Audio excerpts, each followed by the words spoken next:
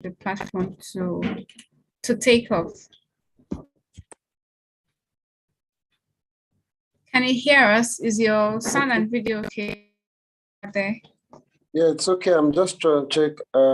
Okay, it's okay.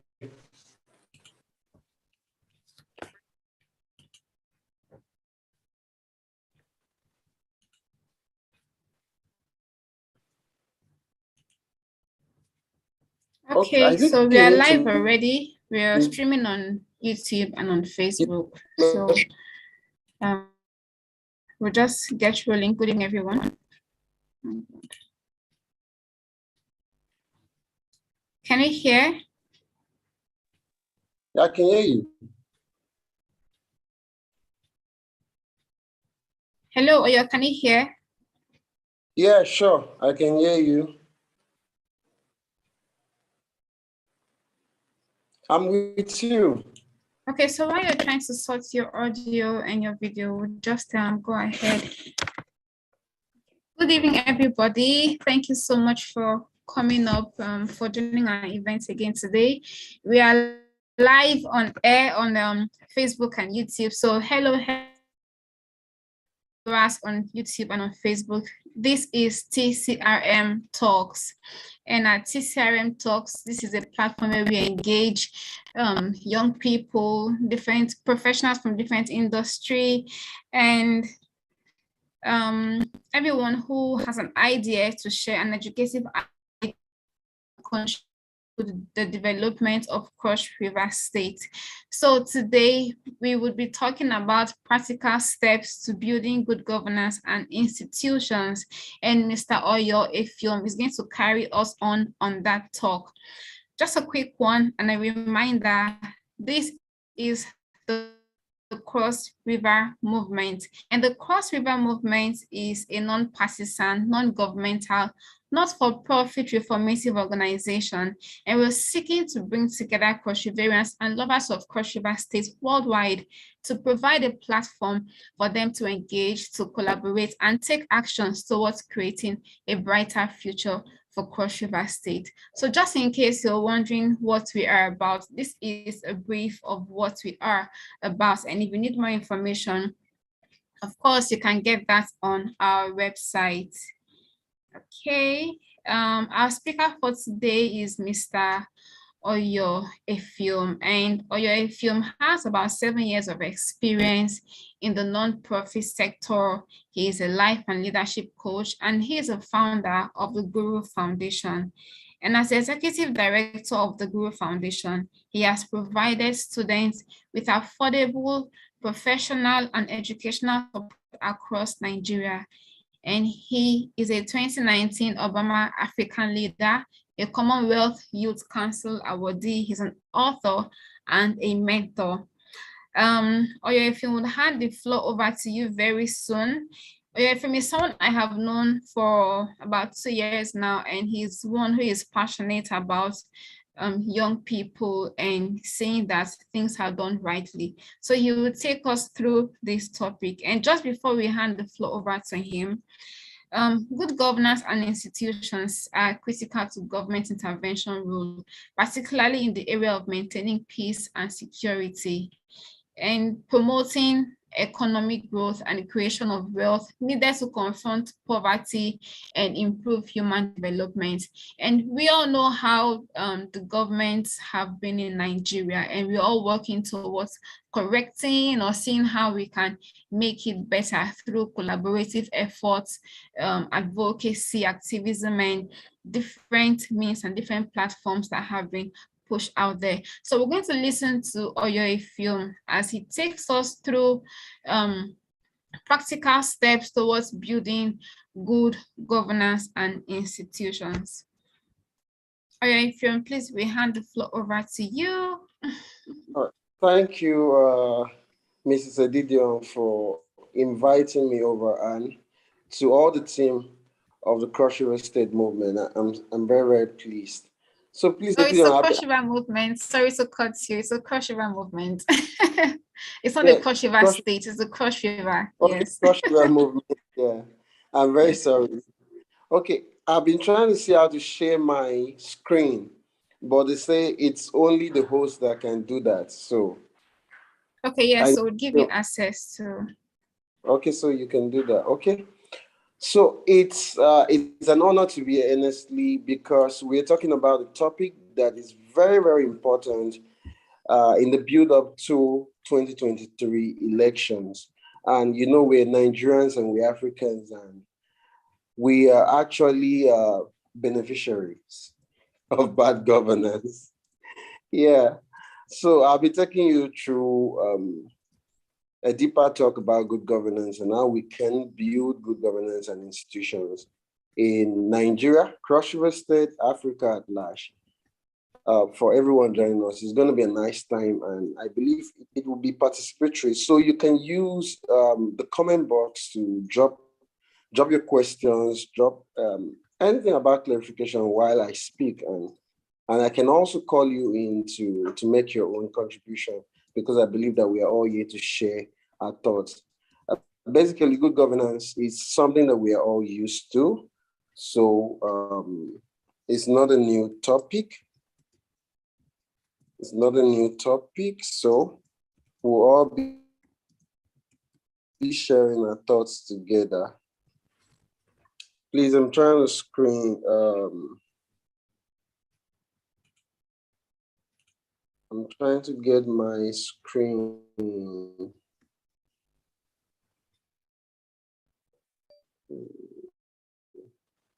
I'm sorry, please.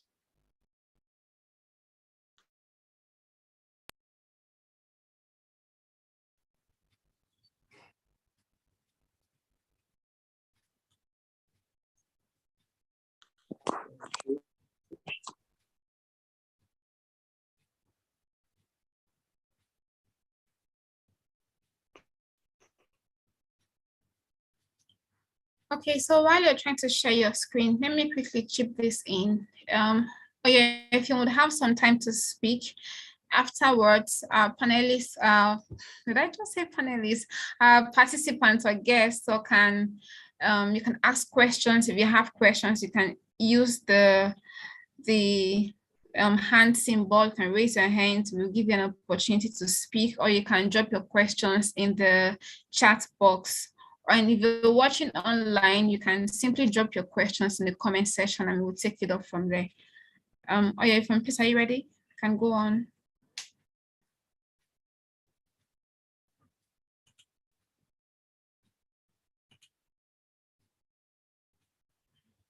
I think we've lost him.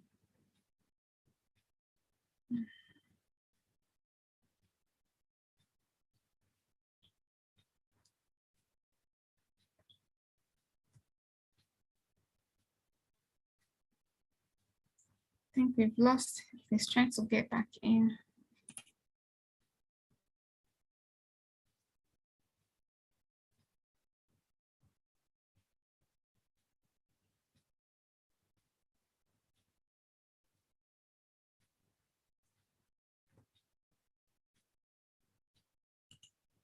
Please unmute yourself.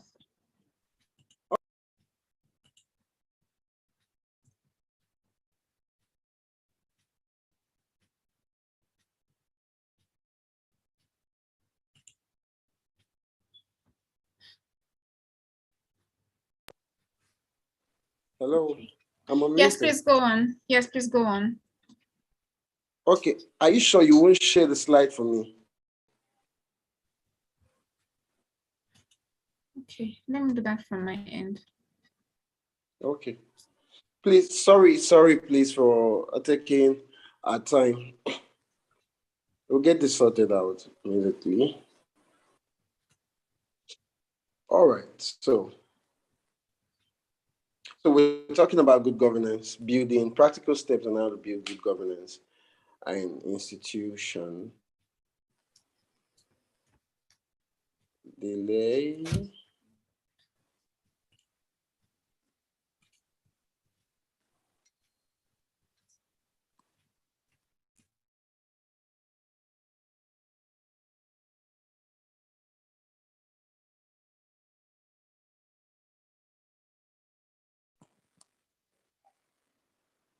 I would love to consider some. Are we together? Hello? Yes, please go on. We We are can hear you. together. Yes, yes, please. We can hear you.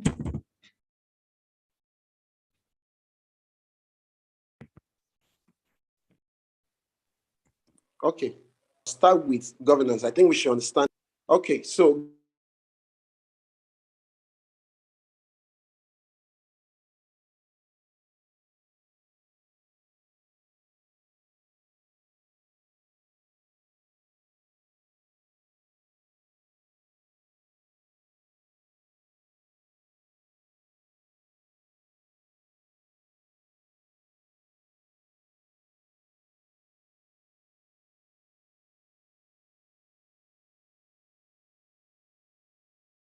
Hello. Mr. If we can't hear you anymore.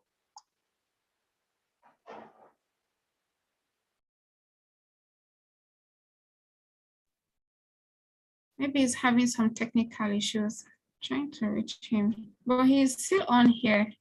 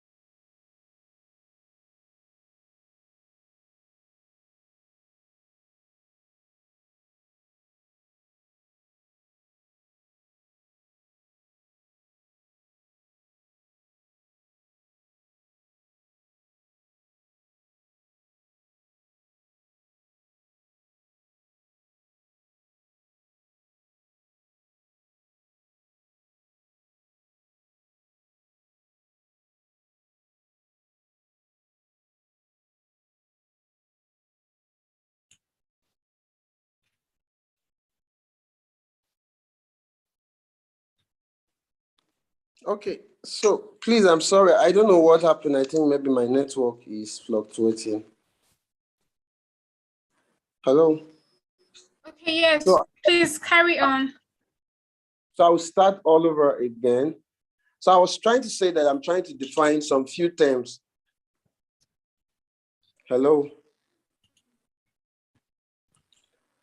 I just want us to understand some few terms before I dive deep into the conversation. First, I want us to understand what governance is, then we can look at what good governance is. So let me start with governance. Governance means the process of decision making and the process by which decisions are implemented. Decision making and implementation. So, what then is good governance? Good governance is the process of measuring how public institutions conduct public affairs and manage public resources and guarantee the realization of human rights in a manner essentially free of abuse and corruption and with due regard for the rule of law. So I think basic terms in basic words we can take note in the definition of good governance is number one, how public affairs, how conduct public affairs and manage public resources, how public resources is managed, how human rights is being respected, and how the rule of law, how we follow the rule of law, and how we tame corruption. If we take a look at all of these words, then obviously we can understand deeply what good governance is all about. So, government is one of the actors in governance. Government is one of the major actors in governance. Other actors involved in governance vary depending on the level of government that is under discussion. In rural areas, for example, other actors may include influential landlords, association of peasant farmers, cooperative, NGOs, research institute, religious leaders, financial institution, political party, the military, etc. But for national politics, or what we're looking at, we're just looking at the government and military and maybe some few government agencies that we need to consider in our practical steps. So I want to talk about the 8 major characteristics of good governance. If we understand the major characteristics of good governance, then we can practically talk about how we can build good governance in Cross River State, in Nigeria, Africa at large. Number 1, participation. Well, many persons, many writers, many thought leaders have different characteristics, but I think I follow with the United Nations on the 8 major characteristics of good governance. Number 1 is participation. Hello, please, are we together? Yes, please. We can hear you very clearly. Okay, all right. So, number 1 is participation. Major characteristics of good governance. Number 1 is participation. Participation by both men and women is a key cornerstone of good governance. In a nation like us with over 207 million people, male and female population being nearly 50-50, it is important that both gender need to be involved in governance. Male, female need to be represented. I think we have the advocacy for women here is 35%. Women have been advocating for 35% equal representation in governance in Nigeria. I think we have other countries that have done way better than Nigeria in terms of female representation in governance. So participation needs to be for all. For the youth are clamoring in Nigeria that they need to have a voice, that they need to be represented, they need to take up government position, elective offices, and that's why we had the bill 2019, not too young to run and all of that, because of effective participation of both gender and demography. So participation could be either direct or through legitimate, intimate institution or representative. It is important to point out that representative democracy does not necessarily mean that the consent of the most vulnerable in the society will be taken into consideration in decision making. Participation needs to be informed and organized. This means freedom of association and expression on the one hand, and an organized civil society on the other hand. So we all need to be free. I think there's something that just happened recently. This thing, the highest law court in Nigeria gave freedom for the Muslim to wear their hijab to court. And we saw one of the son that came on his traditional attire to the court. So everybody should have a fair share or be able to represent what they believe in and that. Number 2, rule of law. I think this is a major issue in Nigeria. The rule of law, it's a very major issue in Nigeria. Good governance requires fair legal framework that are enforced impartially. We have seen mostly in this regime, well, I've not lived so long, I'm a millennial, but I think the regime I can actually talk so much about in terms of policy, politics, and what's going on. It's from the 1999, I can say a little, but more of the 2011 to the 2022. For all of my time studying and being part of Nigerian politics and the policy, I think the rule of law has really not been respected in this present dispensation, this present government. We've seen situations where the presidency doesn't even respect the rule of law. And I think if we must have a good nation, if we must build a great nation, great institution, then everybody must respect the rule of law. There must be fairness and impartiality, regardless of who is in power. It shouldn't be that, okay, because this party is in power, so they will always get to win in court. And I also think that the practical way of ensuring that we have good governance is that the judiciary system needs to be free, needs to stay on its own. You understand? I think that there should be a system where the most qualified just become the CGN of Nigeria, rather than being appointed by the government in power. Because when the government in power appoints who becomes the CGN, the person obviously want to play to the tone of the government in power.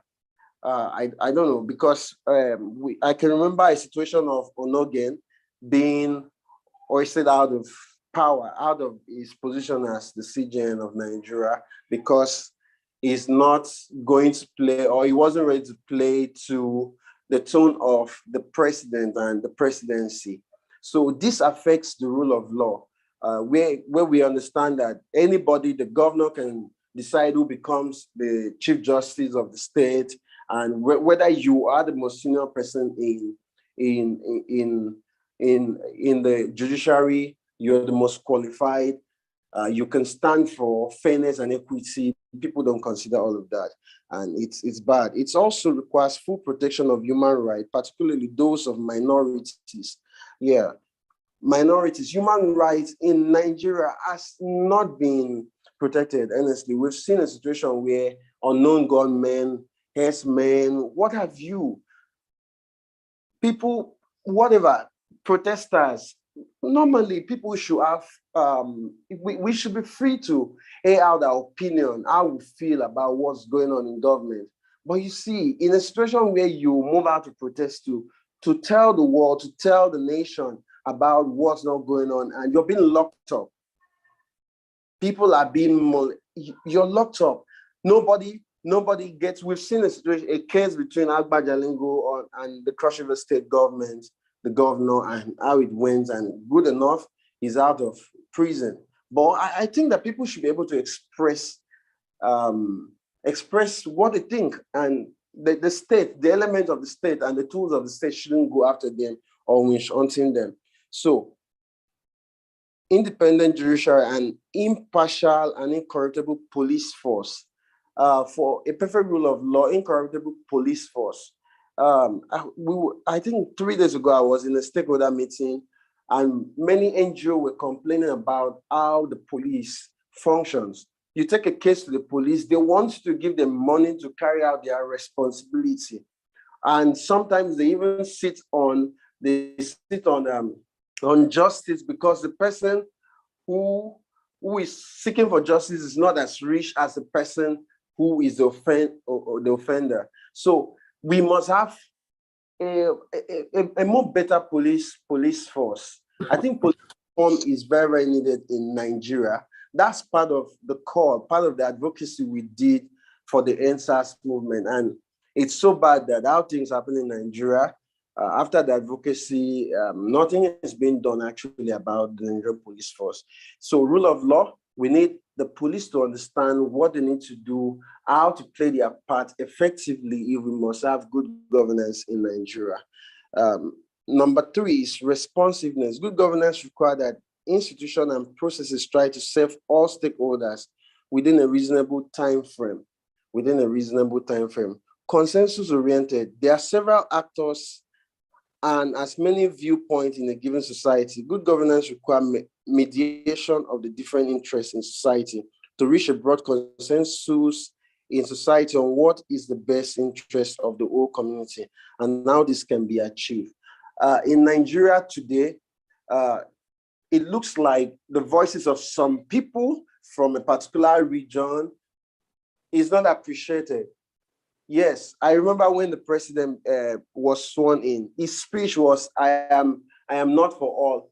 Sorry, I maybe not verbatim. I am not for all, something like that. I am not for all. And he made a very clear statement that he was going to become president of Nigeria, not president of a particular region, regardless of the number of persons that voted in from a particular region.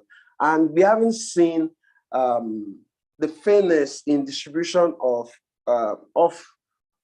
offices in Nigeria, of anything.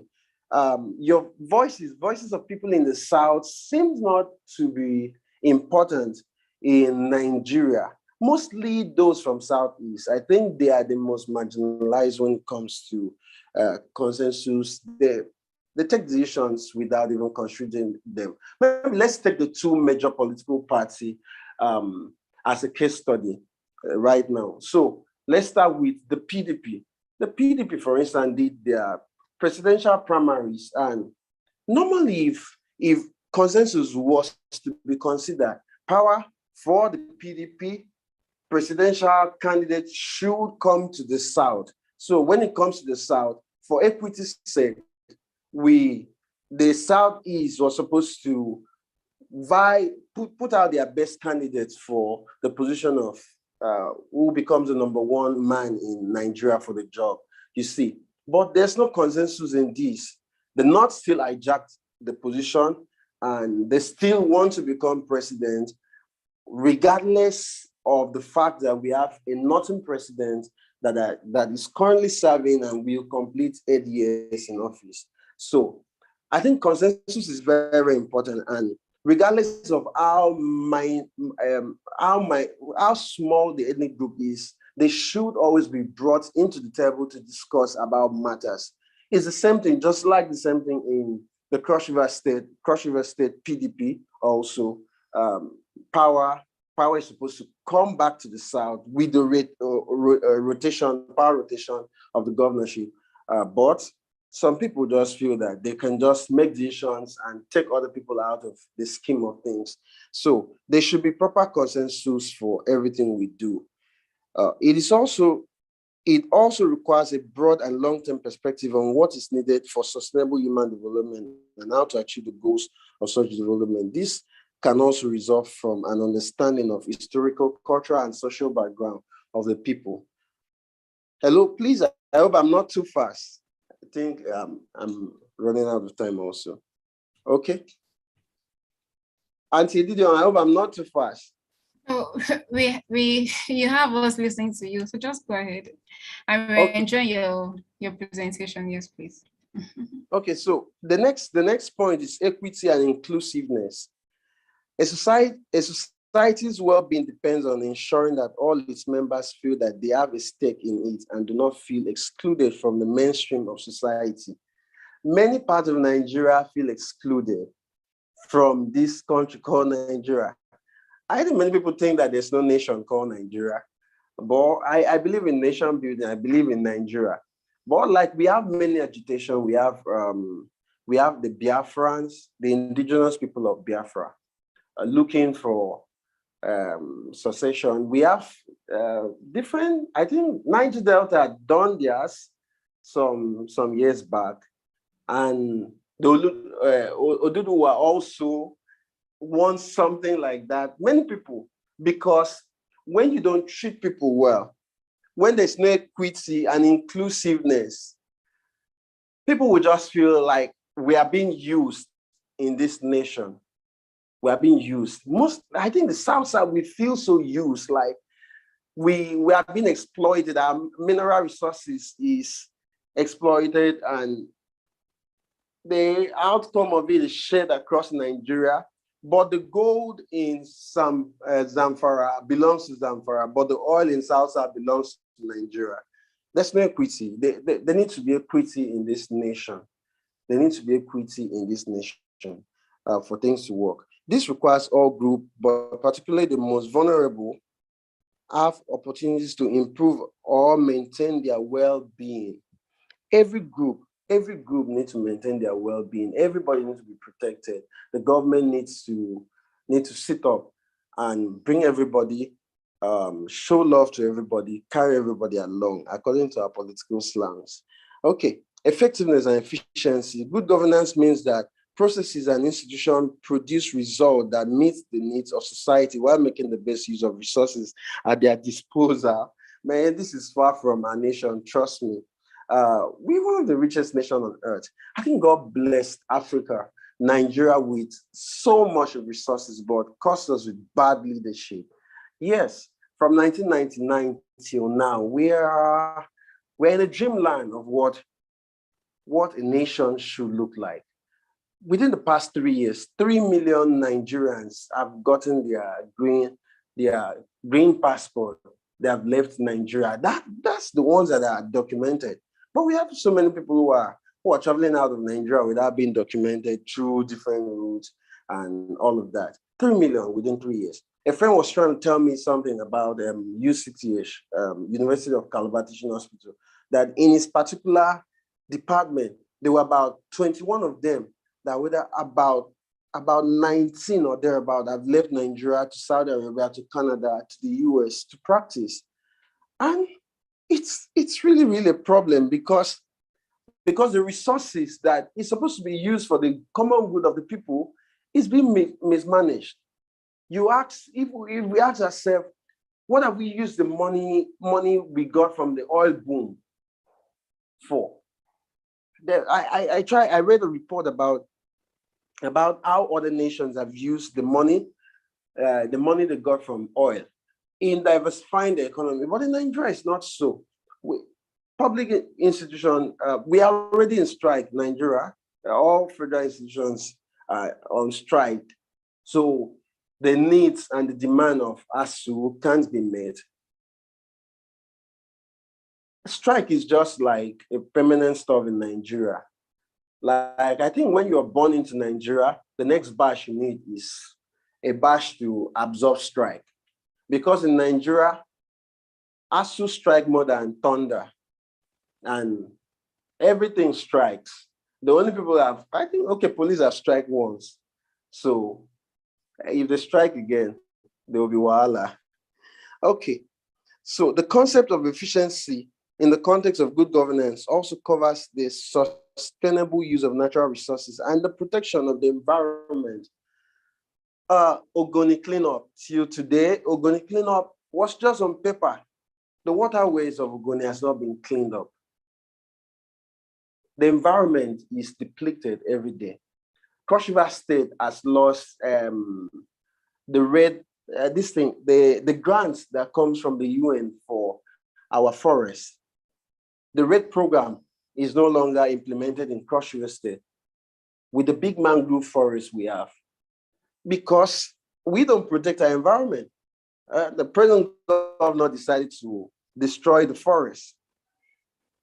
Destroy the forest in Cross River State to build super highway, and the super highway we have not seen.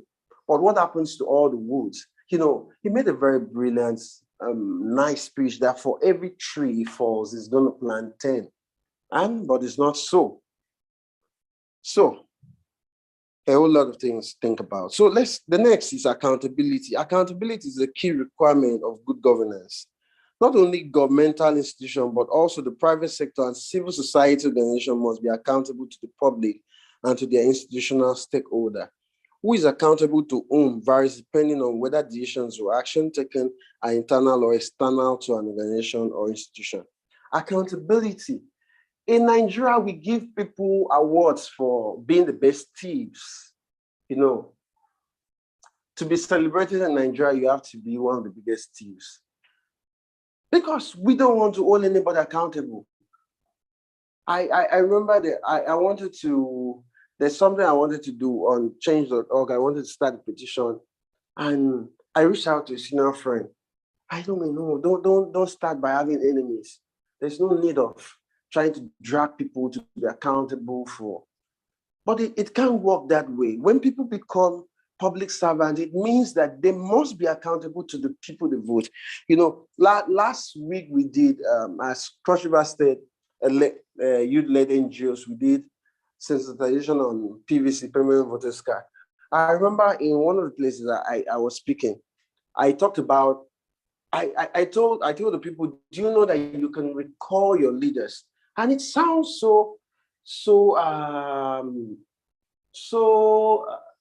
what word do I use? Unreal that you can recall your leaders. They didn't even know that there's a constitutional clause like that actually people that have been voted can actually be recalled back. So we need to ensure that we hold leaders accountable if we must have good governance. So what happens to the money given to the state government as subvention from the Paris bailout? What happens to the money given to local governments and all of that? What happens to all of it? if we don't start questioning people who are in power, we can never have good governance. So accountability. So there must be an open system, open budget. Like in Cross River State, we run budgets that are actually not actualizable. Budget of divine crystallization, this one, that one. And at the end of the year, sometimes those budgets are not even implemented up to 60%. And then the government won't ever come to brief the people about what they have done. You can't see the documents. The document is not on any public domain. Budgets have to be available for scrutiny by the people because the budget is meant for the people. So good governance, practical way of good governance is that we must run an open system. The House of Assembly must make available budgets for people to criticize and make contribution. The government, every money being spent by every ministry needs to, I think I was reading and I was thinking of something. Part of something I could do if I have an opportunity to lead any ministry in Cross River State. Number one is that my ministry will have a simple website where everybody in the ministry that is involved in using of funds to purchase anything will obviously just document it and put it on the platform, and anybody can see and know that this ministry got 10 million naira and they have used 5 million naira to buy this and buy that, and they can answer questions for it. When people understand that whatever they are doing is in a public domain, they'll be very careful about how they use those funds.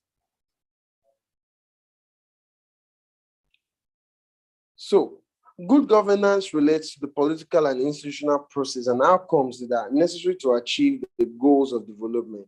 The true test of good governance is the degree to which it delivers on the promise of human rights, civic, civil, cultural, economical, political, and social rights. That's good governance. In Nigeria, 100 persons can be killed in a day and the president doesn't feel remorse. Like the price for a black life in Nigeria doesn't really matter. It doesn't matter. How do we have 100 persons killed in a state and then the president will travel for an international function? It's a dysfunctional society. Because one life should matter to anybody. If we must have good governance, we must respect human life, human dignity. What about the economy? How crazy that the Nigerian currency is so useless. For many of us, when we always hear that Nigeria is the giant of Africa, but the moment you travel out of this country, you just realize that we're not giants. I remember one day in a country I traveled to, so I went to their bureau de change, and I said I want to change my naira to dollars or to their local currency. And the person asked me, is that actually what country uses that currency? I said, really, it's Nigeria. And she screamed and called our colleagues to come and see the naira. That is the first time they're seeing. So naira right now from 180 as at 2015 to 600, it's crazy. The policies are not working. We're not putting the right people in the right place. And we're not questioning anything. The people that try to question are being hunted for. The economy is down. Inflation right now is 17.3% in Nigeria. 17 point rise of 15,000 naira, 8,500 to 15,000, 15,000 to 32,000 naira. We must pay the price for this nation. And the only way we can pay the price for this nation is by ensuring that we elect good leaders. Well, we even hunt for good leaders. If the good people, we know good people in our society, and they don't want to come out, we go pressure them to come out. We stand by them, we crowdfund for them. We hold them accountable, we question what they do. So good governance is perhaps the single most important factor in eradicating poverty and promoting development, according to Kofi Annan. eradicating poverty. It's just good governance. We have a nation of 207 million people. Like yesterday, I was reading about Estonia, and their GDP is $31 billion. And Nigeria, with a population of 207 million people, has a lower GDP. I think our GDP is around whether $15 billion or thereabout. And it's pretty crazy that we are doing below our capacity with the number of persons we have, because we're totally dependent on foreign government for everything we want. The energy and the creativity of young people, population of 67 million people, is not being tapped into. And the ones that are trying to be creative with new technologies, exploring new technologies, are being haunted by the big boys, by the power backs and whatever. The fintech companies have been haunted day and night so that they won't see the break of the day. There's a problem in the nation, and we have to correct this. So it is only through good governance that we can promote development. Can we actually say that Cross River State has developed within the past 7 years? Whether you're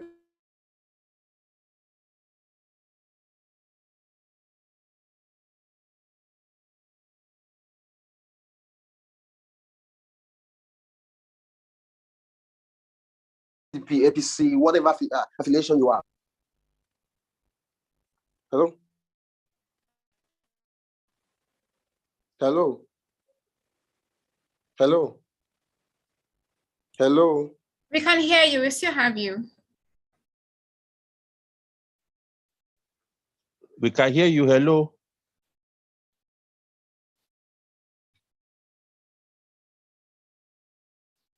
Hello, Oyo, we still have you. Please go on.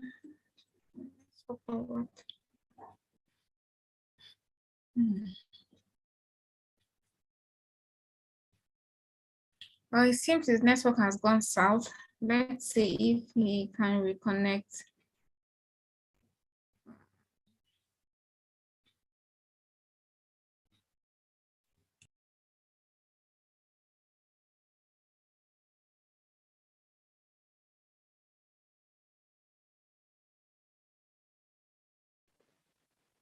Hello? Hello? Hello, we can hear you. We can hear you. We can hear We you. can hear you. Please go ahead. We can hear you. All right, so picking on corruption in Nigeria, corruption is like a second name. Corruption, we celebrate corruption.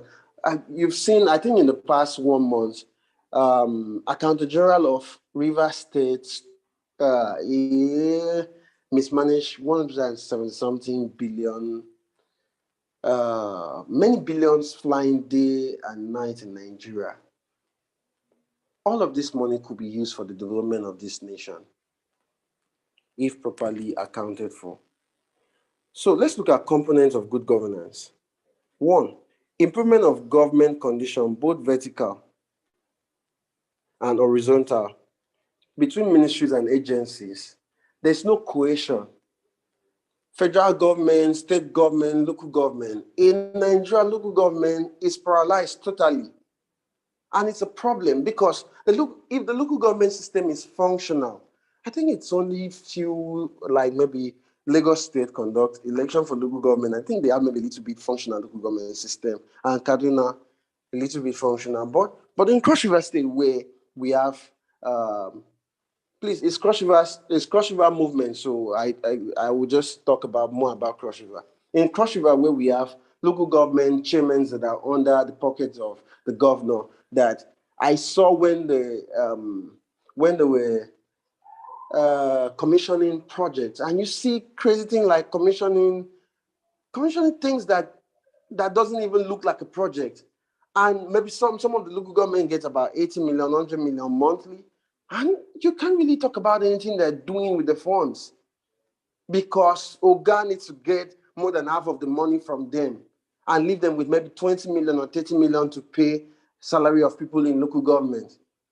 It's pretty crazy. So there must be this cohesion. There must be collaboration between the local government, the state government, and the federal government. There must be true autonomy so that every aspect of government can function by itself and carry out the responsibility that they are supposed to. With this, we can see real development. The introduction of the concept of open government and allowing for citizens' participation, an area that has been vastly facilitated by digitalization efforts. So open government, it doesn't take anything for us to run an open government for everybody to see what's going on. In Cross River State in Nigeria, in short, if you don't have money, I read sometimes how government agencies are building websites or web portal for 1 billion and 500 million. If you don't even have the resources, you say, okay, call young people. We are going to use our skills to build digital platforms that we can assess what is going on with government, and we can hold government accountable. I remember during COVID, we built a platform for the Ministry of Health so that they can use in distribution of drugs and all social welfare package and all of that. And we took it to them, and it's pretty bad that they didn't appreciate it and they didn't use the platform. A country that we don't have the database of people and what's going on. We don't know the poor in Nigeria. And you just hear the government will sit down and say they have given out, they are feeding 5 million people. They have given out money to 20 million poor people. Who do we have data of the poor people in Nigeria? So there must be open government. And with digitalization, this can be made easy. Practically, we can start it with ministry. So if you're listening to me and you're in charge of a ministry in Cross River State, you can do it. Your ministry can play open budget. How much do you get from the government, the state government, for running your ministry? What did you use the money to do? What did you buy? Something about government is that we repeat things. This year we buy new furniture. Why the old furnitures are not bad, and we don't even auction them to make more money and return back to government this thing. I know that government is not for, it's a social contract. Government exists for social contract, not for business. But regardless of the fact that government is for social contract, we need to ensure that the government agencies function as powerfully as private sector. It should be driven the same way private sector is being driven. So improvement of budgeting tools and financial performance, which include public procurement reform. I have forgotten the exact information about this, but I remember there was a time whether the United Nations had a prize for African leaders that will do open budget system and whatsoever. Then if they do open budget system, they will get some sort of money and all of that. And many states, many countries in Africa have not keyed into that because they don't want anybody to know whatever they're doing. So let's look at components of good governance. Access to justice and legal empowerment. Number one, which among others ensures the effectiveness of the rule of law, create trust in institutions, minimizes policy capture, and ensures equal treatment before the law. Gender-sensitive programming. Gender-sensitive programming is important also. Introduction of efforts to increase overall diversity and inclusion of marginalized groups. The groups that are marginalized needs to be brought on board. Strong monitoring and evaluation. We need to monitor and evaluate whatever government is doing. And I think during Donald Duke period, as governor of Cross River State, government projects were monitored by Donald Duke. Donald Duke will drive his car and go to the project site and look at what is happening. Because he's the chief executive officer. Just like our personal businesses, you won't give people a responsibility or contracts to do and you go and sit down. So people in government, people who are in government, for us to have effective, must follow up on people that have different responsibilities. So let's look at 12 principles of good governance, according to Council of Europe. Number one, participation, representation, fair conduct of election. Let's consider this. Participation, representation, fair conduct of election. Participation, fair conduct of election. There's an improvement in electoral acts in the way election is conducted in Nigeria. I think there's an improvement. with the introduction of beavers, we are hopeful that the system will cleanse itself. But there needs to be fairness. INEC needs to the umpire of election needs to be neutral. I don't know how we can get to that point, but I think with digitalization of the work of the institution of INEC, obviously we can be certain that this can be a bit neutral. Yes, we can. There can be a level of that. There should be fairness in election, and then representation. Everybody should be represented in governance. Both the old, the young should be represented. And governance is not about age. I know many people are clamoring that honestly, leadership is about capacity. So whether you're old, the young shouldn't talk down or bully the old people for contesting for election. And the old shouldn't bully the young people. Fairness, representation. I think the price of the cost of running an election in Nigeria is too expensive. Imagine the presidential election going for 100 million. And the basic salary of the president for 8 years is not up to 100 million in Nigeria. Basic salary, outside allowances and all of that. So where on earth do we expect people to carry the 100 million? It means that we are saying people should steal. So I think INEC and the political parties need to work on this. The forms, the cost for election shouldn't be that expensive. It shouldn't. The process of delegates, we saw how becoming a delegate is a major career. No, that can be solved with digitalization. What do we need people to come? Why do we need people to come out to Abuja and stay in hotels and do this and do that when they can just sit? Number one, I think the bigger problem is that no political party in Nigeria has a database of the people that are their members. APC doesn't know the number of members they have in Nigeria. PDP does not know. Labour, whatever party you can imagine, doesn't have the database of people in Nigeria. So if they have database of their members, with that simple portal, people can actually vote for whoever they want to represent them as candidates of their party. And it cut down the cost automatically. So the process of candidate emerging needs to be reduced. So House of Assembly form for 4 million and you expect youth. How much is the minimum wage in Nigeria? 18,500 and most 18,000 and most agencies have not even implemented it. And then you expect someone who's earning 18,000 or maybe 50,000 to buy House of Assembly form for 4 million, 5 million. That's just that. Outside consultation, outside the main election, crazy. We don't expect anything good. That's why good people are not coming. So the money bags have made it so much well that it is only people who have stolen the wealth of this nation that can keep on being there. So that's why leaders are being,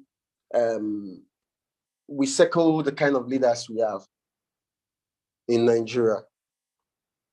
Responsiveness.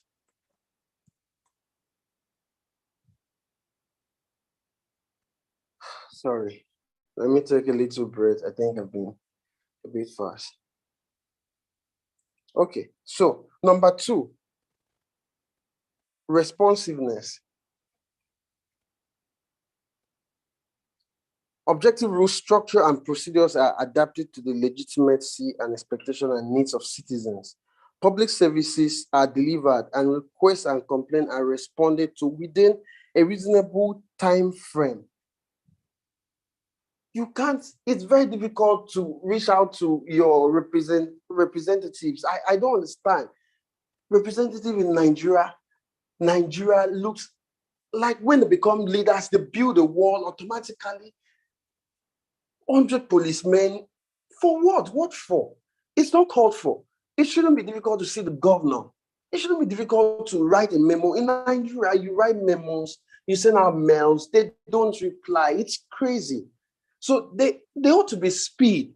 For us to have good governance, there ought to be speed. You send in a letter to a government agency, they should reply within 24 or 48 or 72 hours, depending on the policy of that particular ministry.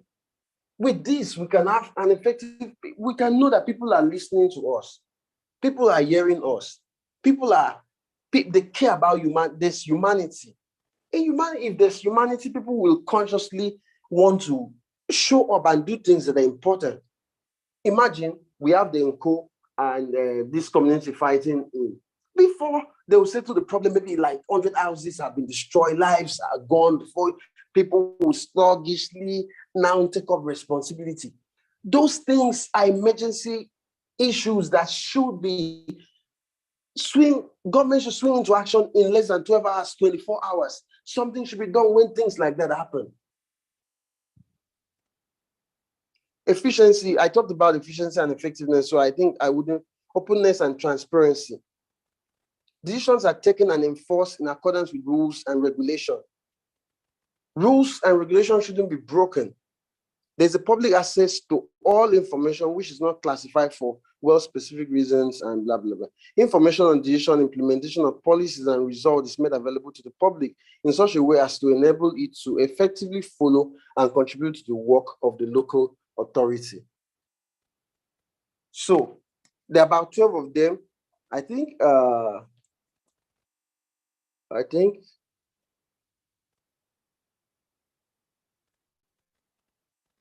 okay. Oh, you're sharing. All right. I wasn't saying this.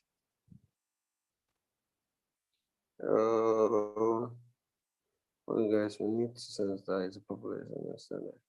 Okay. Yeah. Okay. So back to what I was saying. I think I'm in number. I'll skip rule of law because I've talked about that. Ethical. Let's look at number 6. Ethical conduct. The public good is placed before individual interests. The effective measures to prevent and combat all forms of corruption. EFCC, it's funny how EFCC only, when you are declared wanted by EFCC, the only thing you need to do is change party to the ruling party and you become a saint. That shouldn't be so. In Nigeria, people are not being convicted, but I saw one young man given 253 years imprisonment for cybercrime. But we have people that have stolen billions, people in government have stolen billions, and they are given 2 years, and then they will bail themselves and they will fly out of the country. They'll even get citizens and take a position in government so that they cannot be haunted. Who is playing who? Who is playing who in this country? Who is playing who in this country, actually? So conflicts of interest are declared in a timely manner, and the person involved must abstain from taking part in relevant decision. Number 7 is competency and capacity. This one is a problem in Nigeria. We don't think about competency.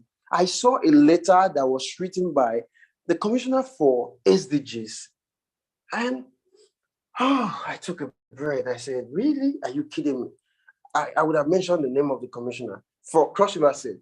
So if you're used to Cross River, you know the commissioner for. And you're funny enough, commissioner for SDGs, Sustainable Development Goal, I'm sure doesn't even know anything about Sustainable Development Goals. I'm sure he doesn't know how to implement Sustainable Development Goals in Cross River State. I'm sure he doesn't even understand how to get developmental partners and foreign donors into Cross River State for anything. I'm sure he hasn't even traveled out of the country to network and do anything about Sustainable Development Goals. It's crazy because we don't look at competency. We're looking at people who can steal ballot. Okay, no longer steal on ballot box, or maybe use talks and cultists to pursue people who are in charge of cult groups and gangster groups. That's what we're interested in Nigerian politics. And it's pretty crazy. It's pretty crazy that if we have young brains, people who are very vibrant, people who are educated, people who have capacity, and we're not placing them in offices, it means that we are sure interested in mediocrity than success. Imagine the governor of Cross River is saying that he has over 4,000 appointees. Do you know, it is a plus if we have 4,000 good aides that are working towards the development of the state. it means that actually the GDP of Cross River State would have improved. Money in circulation in Cross River State is 18 billion naira every month by money sent by CBN into Cross River State. 18 billion. There's not been any change. 9 billion goes to the state government. About 3.5 billion goes to Lafarge. And what have you? If we have 4,000 people working for Cross River State government as appointees, and they can't change the numbers, they can't change the game, there's no growth, there's no development, then there's a problem. There's a problem. Every sector is gone. Agriculture is gone. Tourism is gone. What have you is gone. Everything is gone, and you have 4,000 people that you're paying from the money meant for the people. There's a big problem. So competency. Most people don't have skills. They don't have skills for that particular position. Not just now my turn to be commissioner. I got so blessed. We are so indebted in Cross River State, over $105 million. And the next governor, if the next governor comes and play the rubbish politics again and bring in people who don't have anything to offer, then we're going to mess the system up. We will mess the state so badly that the very smart people will obviously just leave the state for the foolish people to rule. Public officials are motivated to continuously improve their performance. So when we don't even have a scorecard for ministries, for agencies, within the ministry, there's no scorecards for the people working within the ministry. Okay, say Ministry of Education. There's no scorecard. We don't appreciate people who are doing so much work, who are doing the work. It's only, I remember once I went to government, both in Cross River State and in River State, I observed the same. I mean, Cross River State is a little bit better. In River State, you go to a government agency, by 9 o'clock, people are not there. People are not there. And by 10 o'clock, people are already gone. Everywhere is empty. By 10 o'clock, they stop working. But you came to work by past 10. Same thing in Cross River State. People go to work because nothing to be done. They play Ludo, they play this, no. So there must be a way of motivating the leaders. There must be a scorecard for all ministries so that we know their performance and we appreciate them for what they're doing. Practical methods and procedures are created and used in order to transform skills into capacity and to produce better results. So the next one is innovation and openness to change. Innovation and openness to change. We are very far in our country, Nigeria. It pains me that a country like Rwanda is doing way better in terms of technology, but we are far better in technology as young people in Nigeria than those countries. We can build the next big techs in the world if we're being supported in Nigeria. If there's a level playing ground, if there's funds available for us to scale up what we have. So new and efficient solution to problems are sought, and advantage is taken of modern method of service provision. There's virtually new way for doing anything you can imagine in this world. There are new technologies every day. But you see, in Nigeria, I think if you don't suffer for anything, people are not happy. Like you go to any system, any place in Nigeria, if people don't stand in queue and cry or suffer, come back the next day, whether you're getting admission, you want to go and do your admission, you can't do it. You can't do everything from beginning to the end online. You must go and stand under the sun and you must suffer. It's when you suffer that they're happy. Oh, yeah, we've done our job. You go to a government agency, it's until you suffer till the fire disappears. That is when you've known that you've done anything in Nigeria. So suffer. Amen. I think it's a song meant for Nigeria because we suffer, we smile. I think maybe the problem is because we say we are the happiest people in the world. Happiest people in the world. So we enjoy suffering. Everything we must suffer to do. When there are better systems to do, we can use in doing whatever. There's readiness to pilot and experiment new programs and to learn from the experience of others. I saw backclashes when Peter Obi traveled to Egypt to study their power sector. An epileptic condition we find ourselves in Nigeria. Obasanjo regime invested $16 billion into the power sector. And the power sector, power dropped from 5,200 megawatts to 3,000, about 3,000 something after the administration, after spending $16 billion. And you say the man shouldn't go and study a country that has increased their megawatt. It's crazy. So we should be able to study that. Sustainability and long-term orientation is number 9. Sound financial management. Sound financial management is number 10. And 11, human rights, cultural diversity, social cohesion. Number 12, accountability. So let me look at just accountability. All decision makers, collective and individual, take responsibility for their decisions. Decisions are reported on, explained, and can be sanctioned. The effective remedies against maladministration and against action of local authority which infringe civil rights. So accountability. So practically, I've explained different things we can do to build institutions and good governance in Nigeria. The opposite of good governance is bad governance.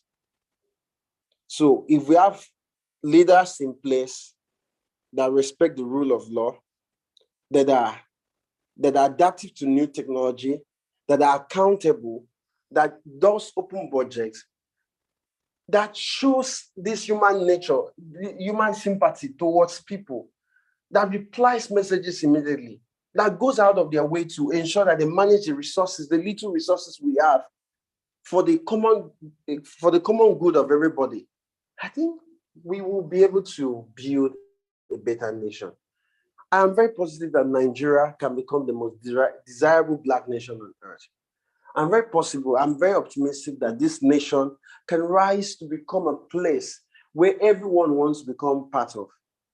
There was a time, I remember when I was in primary school, that I had classmates that were Ghanaians. I remember when I was in Opodel, I saw Indians teaching us. So I think that these things can actually work again if we have people who are devoted, who are committed, who are passionate, who want to do the best, who want to take up responsibility. And good enough, God is giving us an opportunity in 2023 to make the correction. That's why for me, I am the chairman of Cross River, a youth-led coalition for youth-led NGOs in Cross River State. We have taken it upon ourselves that we want to go around local governments in Cross River State to educate people about why they should vote the right leaders this time, why they should vote the right leaders, why they should get their PVCs, not abandon it at home, and also come out and vote the right leaders. We want to teach people how they can identify leaders that mean well for them, people who will change the game regardless of how little it will. So I believe that this is something that we all can do, because I've been in so many Twitter space. People are talking all across Nigeria for what they desire, but action doesn't match words. So let's match our words with action. For all the participants in the Cross River movement, please, I'll solicit that we should match our actions with words. For us as a coalition, on Saturday, we are going to be at Mariam Market. Now that there's extension in PVCs, we are mobilizing young people to use their phones and register people, help people register and get their PVCs. I think there are a whole lot of things that we can do, and God willing, God helping us, we can build a better nation. I think I'm available for questions and cross-examination.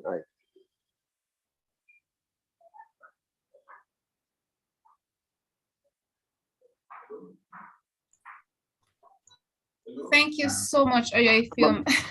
You've shared quite a lot, and you're very, very passionate. I can feel and hear the passion from the way you have spoken. So we'll leave the floor now for our participants to ask questions and share some comments as well. Mr. David, okay, please, you can unmute your mic and speak. Thank you very much. If you, I want to thank you for a most interesting presentation. Your passion was palpable, but in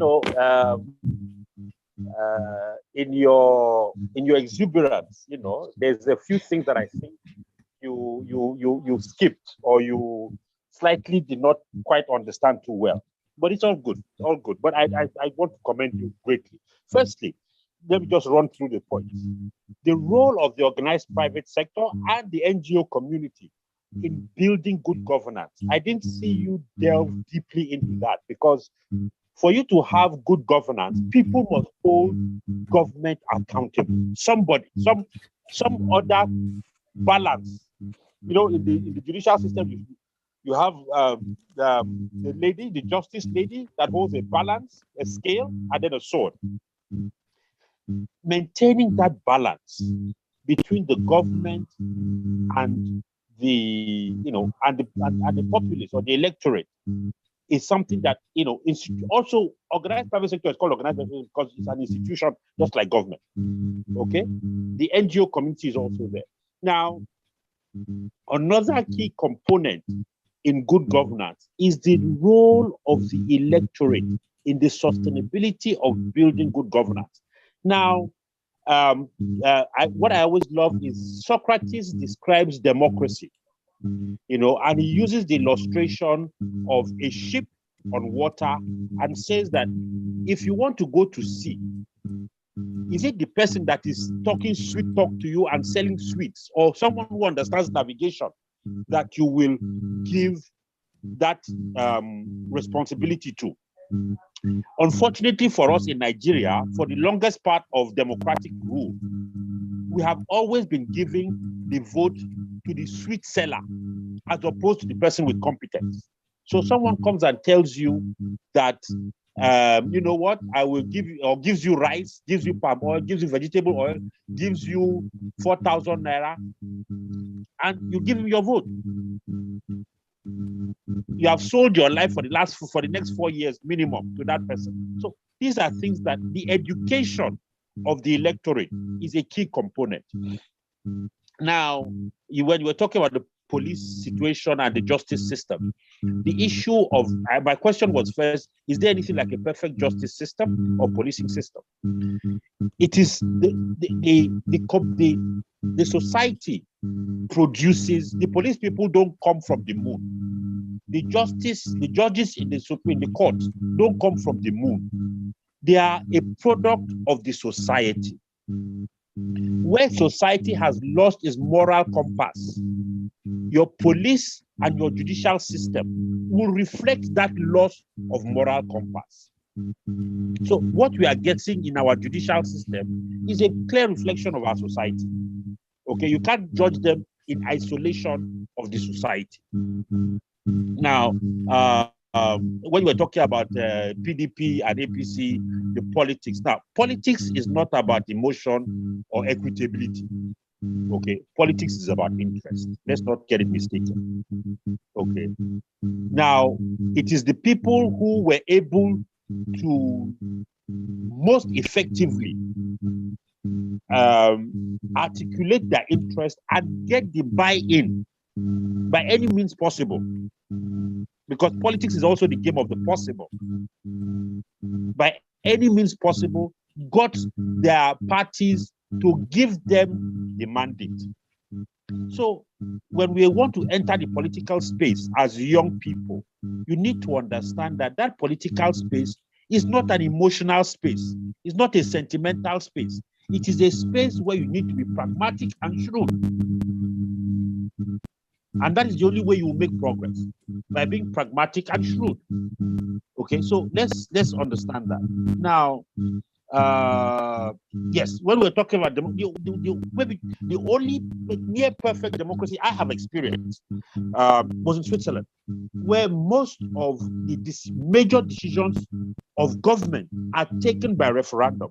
But the ability to hold a referendum presupposes a well-educated electorate who understand the issues, who are able to decipher the wheat from the chaff within the issue, and so therefore take the right decisions.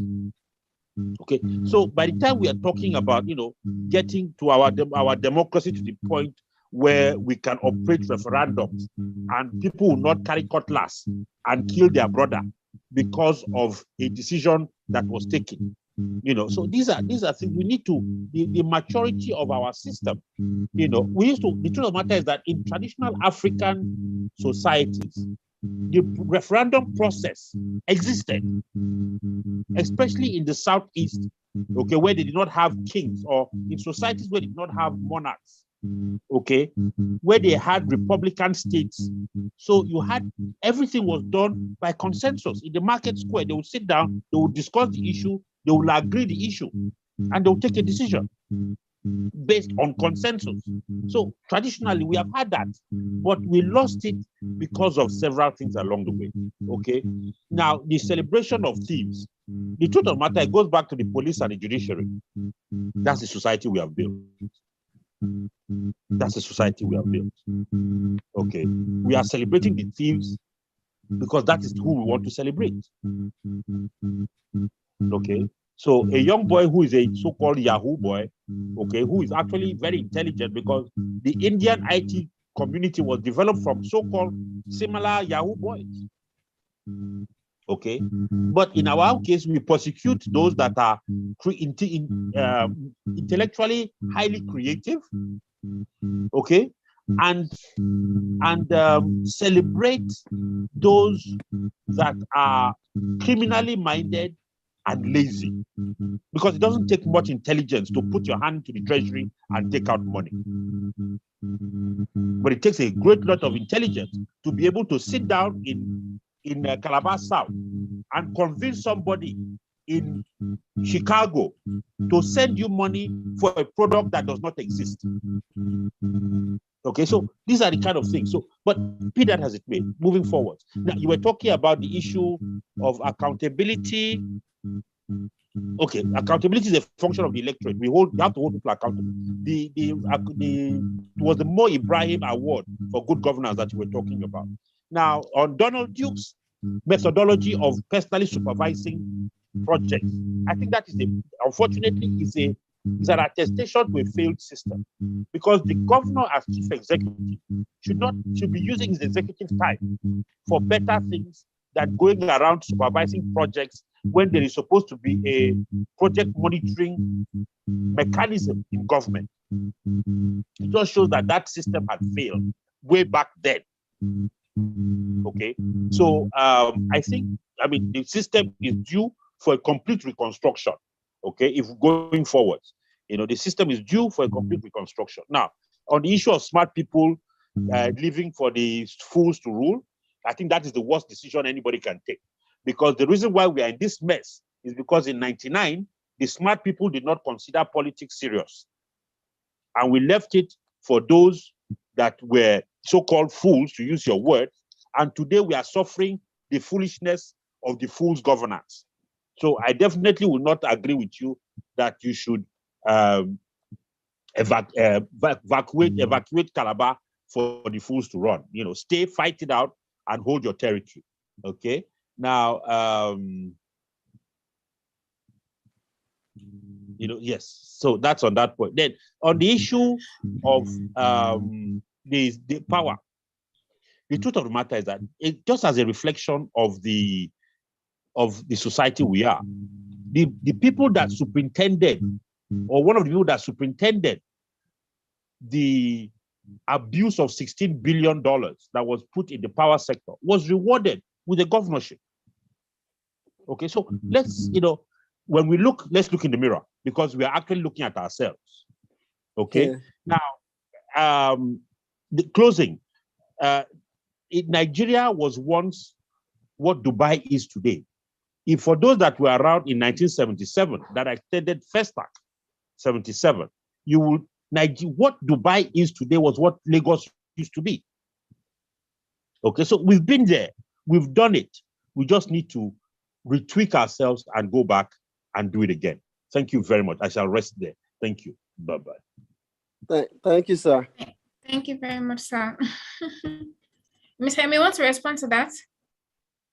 we've spent so much time, and our time is fast spent. Usually this event holds for 1 hour, but we've gone past 1 hour.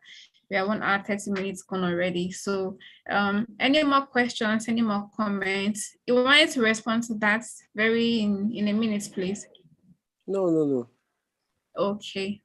So any further questions or comments Yeah. from the I would just like to, I guess, make a few comments. Thanks very much for and it's commendable the effort that's been put in by your group and others in rallying support for the candidates that you feel would move the country forward. We know that there's a particular candidate vying at the national level that has gotten a lot of people infused, which is great. I was chatting with a cousin of mine, just some days ago, and he raised a very valid point. Which is, let's see if I can even find the message. But what he was saying simply is that, okay, so you've got the two dominant parties, and you've got, maybe a third party that probably doesn't really have the structure. So it's one thing for people to come out and vote, but between when people get to the polls and when the results are announced, there's just so much that happens. Yeah. So the point he was making is, this candidate doesn't have the structures to defend his vote. So whether that defense of the vote means the people who will stand up when the thugs start shooting, or the people who would monitor and just make sure that the right thing is done after people cast their votes. So the point he was making is that people can come out quite all right and cast their votes, but at the end of the day, the person who controls the police, the army, and the judiciary will swing things. So it's just something, maybe, I don't know if your group has given thought to that sort of thing. Because of the complexities of Nigeria, it's we just know that coming out to vote is one thing. Defending the vote, is a completely different thing. Thank you. No, noted, sir.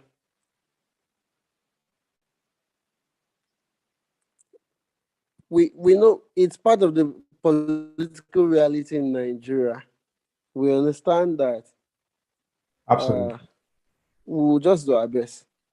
Yeah. So, I mean, one of the things, and an idea might be, so the politicians go and engage and bring the, maybe the boys with the guns to their side. I mean, is there a way of reaching out to the boys with the guns and selling them that hope of a new Nigeria with the right people in charge? And, and we're not saying come out and use your guns, but hey, guys, don't be used. This is whatever it is that we're doing is for the betterment of everybody, including yourselves. Yeah, so you've been in government, and you know that those boys are giving revenue points to sustain their economy. So if you want to dissuade them from those kind of activities also, you must engage them economically. Well, maybe not. Maybe not. I think this time around, you've got a candidate or candidates who, more than ever before, you've got people really, really excited and enthused and coming out. There's energy, and maybe it might be worth trying to leverage on that. But it's just a thought which maybe can be explored. So if I may comment quickly on this issue, I do believe that even the boys with the guns realize that there is a change in tide. Okay. And they also realize that whatever economics is being given as revenue points, to borrow Ephraim's words, is not sustainable. Because the truth of the matter is that those revenue points are diminishing. They are diminishing. Now, you see,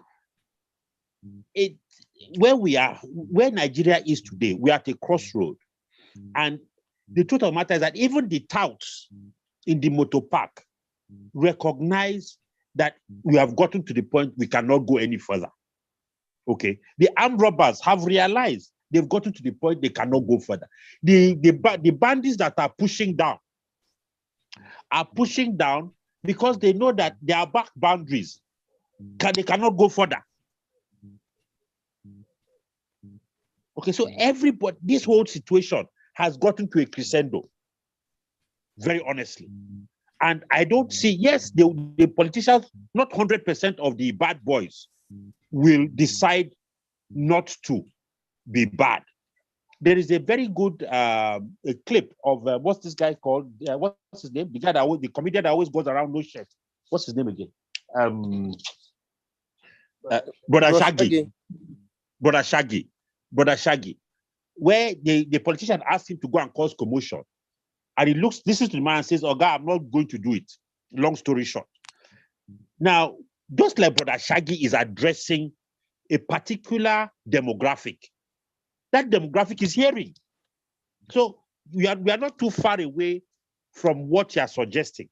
And I honestly would like to postulate that in 2023, you will find a situation whereby the electorate themselves, both the boys with the guns and those without guns, will rise to defend their votes at polling units. I dare to postulate that will happen. We will see it happening. You know, so let's not throw the baby with the bathwater. I think there's a lot of hope still. And the current situation offers a great deal of hope that the people themselves will rise to defend their mandates. We have seen this before. For those that lived during the time of Abiola 93, we have seen this before, where the masses defended their mandate to the point that a president was removed. Buhari was, not Buhari, Babangida was removed because the masses defended the vote to the point that they gave Abacha, they pushed Babangida to the point where he had to step aside. So let's not, this country, we've been there, done that, been there, done that, and we have the t-shirts and the trousers to go with it. You know, so let's not, 2023 is coming. I think a lot of people will be surprised. Thank you. I rest my case. Wow. Awesome. Okay, thank you so much, sir, for that. I think let's wrap up now already. We would like for us to publicize this event more. I mean, we usually talk about we usually have very intelligent conversations, ideas and suggestions, but we need to expand our audience so that, you know, we can drive the message further. So for an announcement, which is already on the chat, in the chat room, our next TCRM Talks holds on 7th August. So we'll be looking forward to let's look forward to that event. And if you'd like to feature on the TCRM Talk as a facilitator, please do send an email to indicate your interest to info@crossrivermove.com. Or if you can you can send a message to us on Facebook or on YouTube. You can drop a comment and indicate your interest. We would attend to you. Then we also have an event coming up on 10th July, which is our TCRM Conversations. We know how that goes. We usually have a set of guests on the panelists to talk about the topic and brainstorm, share ideas, and educate our audience. So we would like you to keep that in mind as well. Please do well to follow us on Facebook at Cross River Move and Twitter as well as Cross River Move. And please, you can click on the YouTube link. Our YouTube channel link is right here. Please click on it to subscribe to the channel so that you can be abreast about when we have a new video or when we start a live video. Yes, also we have our website has a new look, so you would like to take a look at it. Kindly visit and engage with us on www.crossrivermove.com. Yes, there are more contents there. You can also subscribe to our monthly newsletter as well, where we send you our goals and achievements for the month and other engaging content. Thank you so much for being part of our TCRM talks tonight. We look forward to having you again in subsequent events. Till next week, have a great week ahead. Bye. Bye.